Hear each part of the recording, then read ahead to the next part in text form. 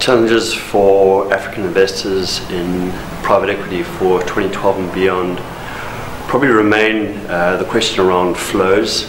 Where are the flows? There's a lot of interest in the macro story. I think there's still relatively few private equity funds out there, and even fewer that are probably of an institutional standard for larger investors. So yeah, where is the talent? The GPs, talent in terms of coming in and running companies on the ground, and then also the access to capital. A lot of interest, but where are the flows?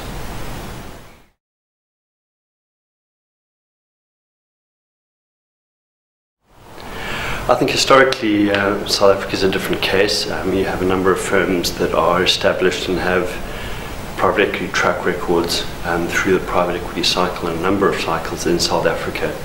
I think you're seeing a foray by these firms up north into the continent. The initial markets are definitely North Africa. You're seeing Nigeria, Egypt, as well as opportunities in places like Kenya and Tanzania. Africa's got 52 countries. It's a very segmented market, and it's a challenge as to how you go about accessing those opportunities throughout all those countries, but as well as trying to have a local presence at the same time.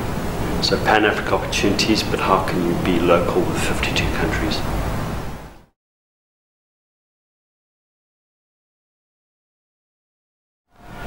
I think just gauge the interest and where maybe the questions and the hurdles remain for other investors, and just to see if we're on the same page on that front. And is Africa maybe a different opportunity altogether and should not be looked at in the same eyes as other emerging markets?